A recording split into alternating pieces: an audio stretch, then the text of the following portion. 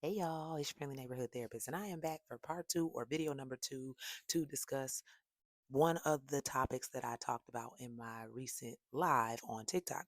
So, the first video, if you go back, was all about narcissistic personality disorder and specifically dealing with a parent who might be a narcissist or who might have NPD. The second topic that came up in that live, one of my friends, we started out here on TikTok, but we have formed a connection and it is amazing. But he asked me, why isn't sex addiction in the DSM anymore? Why do people not want to consider it an addiction? What's the problem here? And this was a personal question for him because he feels like if people who have substance abuse addiction it can be seen as a issue, a mental health issue, or a medical issue versus a moral failing, then why is that not the same for people with sex addiction? Why did they remove it? So here's what this was a fun one to me. I have no issues talking about sex in general, and especially when it comes to educating on matters like this. So, sex addiction or hypersexuality or nymphomania, it's been called so many different things, is no longer in the DSM. In the current DSM 5, you will not find this diagnosis, and there are several reasons for that. So, hypersexual disorder is a proposed diagnosis for people who engage in sex or think about sex through fantasies and urges to the point of distress or impairment. This is you are thinking about it so much or even engaging in it so much that it is affecting other parts of your life. Like you risking losing your job, you're not engaging with family and friends, like you can't do anything and it's causing detriment in your other relationships or your current romantic relationship. This is when things become a problem. Most things in the DSM always have the criteria of it is causing impairment or distress in your life or in several areas in your life. Prior to being taken out of the DSM, individuals who would have been diagnosed with this often engaged in activities such as pornography, masturbation, sex for pay, and multiple partners, among other things. And they felt distress in areas of life, including work, school, and relationships. So, reason number one, there isn't enough empirical evidence to support the diagnosis, okay?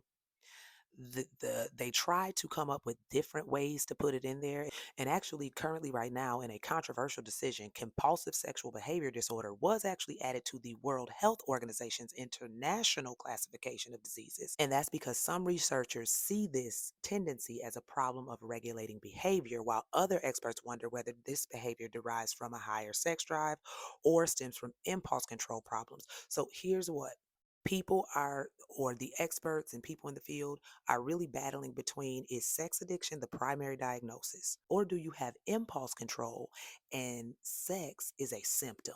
So your so called sex addiction is a symptom of something else. I lean that way. I lean in the way in which it's likely a symptom of something else. Hypersexuality, although not included in the DSM, which is the Diagnostic and Statistical Manual of Mental Disorders, not included in the fifth edition. It was previously listed in the fourth edition as a sexual disorder, not otherwise specified. And the definition was distress about a pattern of repeated sexual relationships involving a succession of lovers who are experienced by the individual only as things to be used. I already have a problem with that definition, so I understand why they pulled that up out of there. Now, real quick, the cause of hypersexual behavior is not actually well understood. This is why I said it's not a lot of empirical evidence. Everybody has their reasonings for assuming why someone might be hypersexual. Oh, if it's a woman, oh, she must have had daddy issues. If it's a man, oh, he must have had mommy issues. Or it's just men in general. Men cannot be monogamous. Men have to have multiple sexual partners. Biology says so. No, it doesn't. But anyway, no one really can pinpoint what causes this. So that's another issue. We don't really know what causes it.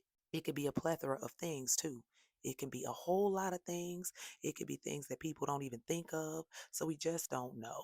But it is very important to note and consider the role that culture plays in the concept of hypersexuality.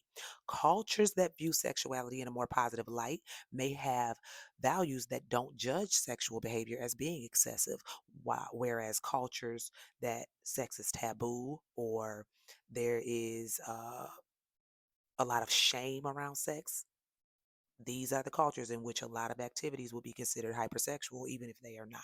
Now, one of the important reasons for me that I am okay with it being removed is because it will and has demonized normal sexual behaviors. Okay. Someone might have some kinks that other people don't understand. Nothing is innately wrong with those kinks, but because of it, oh, something must be wrong with them. Let's give them a diagnosis. So you don't want to demonize normal sexual behaviors. Then you have the risk of people misusing the diagnosis. Like somebody who's a habitual cheater might say, well, I have a sex addiction. Hmm. And funny thing, this whole topic came up because I played an Eric Benet song on my live. And we all know that when Eric Benet was married to Holly Berry, they ended up divorced due to him cheating from the time they got married until the end of it because he stated he had a sex addiction. So, see, people struggle with that one. We can see alcoholism, we could see a drug addiction. Sex addiction, people look at differently. It's like, oh, you can lie about that one. You could tell a lie about that one. Okay.